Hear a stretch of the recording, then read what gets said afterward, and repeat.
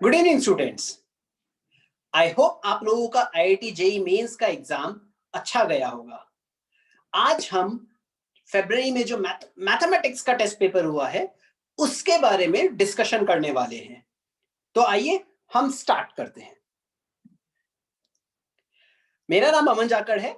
मैं आईआईटी रुड़की से pass out हूं और पिछले 8 साल से मैं मैथमेटिक्स पढ़ा रहा हूं। हम स्टार्ट करते हैं आज अपना डिस्कशन। पहले हम देखते हैं कि डिफिकल्टी लेवल के हिसाब से पेपर कहां स्टैंड करता है। पेपर हुआ है 3 दिन 2 शिफ्ट्स में, टोटल 6 पेपर्स हुए हैं टोटल, राइट। मैं सारे पेपर्स को एनालाइज किया और फिर मैंने नोटिस किया कि जो पहला पहला पेपर था 24 फरवरी को, जो पहले शिफ्ट में पेपर हुआ था, वो सबसे आसान पेपर था। और जो लास्ट पेपर हुआ है 26 का शिफ्ट 2 का पेपर, वो सबसे टफ पेपर था मैथमेटिक्स में, राइट। सो बेसिकली जो शिफ्ट 1 में 6.5 रेटिंग दिया है मैंने, आउट ऑफ 10 दिया है, जो सबसे इजी वाला पेपर है। और शिफ्ट 2 का जो 8 रेटिंग है लास्ट वाला, उसको वो सबसे टफ पेपर है, ठीक है। तो आइडियली जिन बच्चों के मार्क्स शिफ्ट 1 में फरवरी 24 के 6.5 रेटिंग वाले पेपर में करीब 50 नंबर या 60 नंबर आ रहे हैं, उनके मार्क्स वो अच्छे हैं, राइट। और वो मार्क्स शिफ्ट 2 के लास्ट पेपर के इक्विवेलेंट है, जिनके 50 मार्क्स आ रहे हैं। तो 50 marks of shift 2 on February 26 is equivalent to 60 marks of shift 1 February 24, alright. तो आप ऐसे कंपेयर मत कीजिएगा कि हाँ अपने दोस्तों के अकॉर्डिंग, अगर आपका अलग अलग शिफ्ट का पेपर है तो परसेंटाइल अलग अलग तरीके से निकाली जाएगी। सो डोंट वरी अगर आपके मार्क्स उससे 10 नंबर कम है या 10 नंबर ज्यादा है, ऐसा इतना चिंता करने की बात नहीं है, okay. Alright, by the way mathematics का पेपर में 11th और 12th में, 12th को ज्यादा फोकस दिया गया है सारे एग्जाम्स में। सिर्फ आखिरी शिफ्ट को अगर छोड़ दिया जाए तो करीब करीब 60% पोर्शन जो है वो मैथ 12th का पोर्शन से आया है। 11th का 40% या कुछ में तो 35% तक भी गया है, ओके। सिर्फ आखिरी वाले में रेशियो थोड़ा चेंज हुआ है, बाकी सब में सेम तरीका अपनाया गया है। ऑल्सो मैथमेटिक्स का पेपर फिजिक्स और केमिस्ट्री के कंपैरिजन में सबसे टफ था, राइट। तो क्योंकि मैंने फिजिक्स और केमिस्ट्री के टीचर्स से भी बात की, वो लोग भी अपनी रेटिंग देंगे, वो लोग भी अपना एनालाइज कर रहे हैं, तो उन्होंने भी यही बताया कि मैथमेटिक्स का, उसके अकॉर्डिंग मैंने जजमेंट दिया कि मैथमेटिक्स का पेपर सबसे टफ था, ओके, ऑलराइट।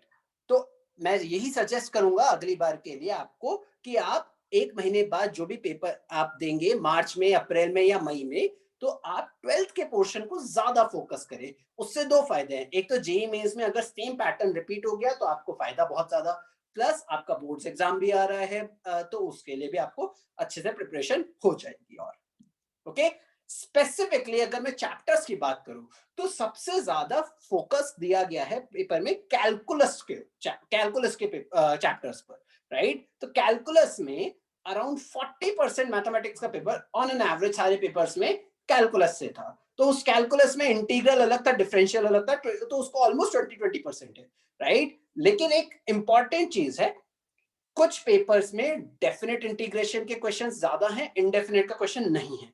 कुछ में इंडेफिनेट इंटीग्रेशन के हैं तो डेफिनेट का नहीं है, राइट। तो अगली बार के लिए आप प्रिपरेशन करते वक्त आप ये ध्यान रखिए कि इन चैप्टर्स पर ज्यादा फोकस करें, राइट। क्योंकि 1 महीना ही है हमारे पास सिर्फ अगले पेपर से पहले।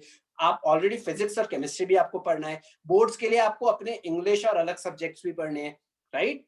तो आपके पास टाइम लिमिटेड है, तो उसके अकॉर्डिंग आपको प्रिपरेशन करना है सेलेक्टिवली, राइट। तो सेलेक्टिवली अगर आपको टॉपिक्स चूज करने हैं तो मेरा सजेशन ये होगा कि आप कैलकुलस को सबसे पहले प्रायोरिटी दीजिए, ओके। तो उसमें डेफिनेट इंडेफिनेट आप जरूर प्रैक्टिस करिए, डिफरेंशियल इक्वेशंस प्रैक्टिस करिए, area under the curve practice करिए। उसके बाद limit, continuity, differentiability, functions, application of derivatives and maximum minima, इसमें जितना प्रैक्टिस हो सके करते रहिए। उसके बाद भी टाइम मिल जाए आपको अलग अगर, तो please practice vector and 3D, क्योंकि कम से कम 2 सवाल हर पेपर में वेक्टर और 3D का आया है, ठीक है। तो आपको ये चीज ध्यान रखनी है कि क्योंकि आपको सेलेक्टिवली प्रैक्टिस करनी चाहिए। और हाँ, सिर्फ पढ़ के काम नहीं चलेगा, सिर्फ आप सोचो कि मैं फॉर्मूलेज पढ़ लेता हूँ, याद कर लेता हूँ, वहां पर अप्लाई कर दूंगा या कर दूंगी, ऐसे काम नहीं चलने वाला। आपको प्रैक्टिस करनी ही पड़ेगी। आई होप कि अभी आपके स्कूल में क्लासेस नहीं होगा, तो आप लोगों के पास अभी टाइम थोड़ा सा है मॉर्निंग में भी, तो आई वुड सजेस्ट पूरे दिन में एटलीस्ट 3 घंटा मैथमेटिक्स को दीजिए, प्रैक्टिस को दीजिए, राइट। और इन चैप्टर्स पर बहुत ज्यादा फोकस कीजिए। मान लीजिए किसी का बहुत ज्यादा अच्छा है कैलकुलस, तो वेक्टर 3D पर फोकस कीजिए, और वेक्टर 3D के अलावा भी आपके पास समय है तो पीएनसी और प्रोबेबिलिटी को भी देख लीजिए, क्योंकि वहां से भी एक एक सवाल आया है।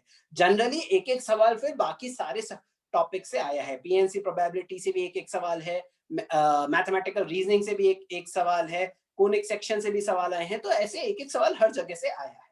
ठीक है, तो प्रेफरेंस आप इन 3 टॉपिक्स को दीजिए, उसके बाद आपके पास समय मिलता है तो और भी टॉपिक्स करिए। ऑलराइट, इसके अलावा आई वुड सजेस्ट, जैसा मैंने पहले भी बोला, सजेशन यही है कि आप 12th के पोर्शंस पर ज्यादा फोकस कीजिए, 11th के पोर्शन पर कम फोकस कीजिए।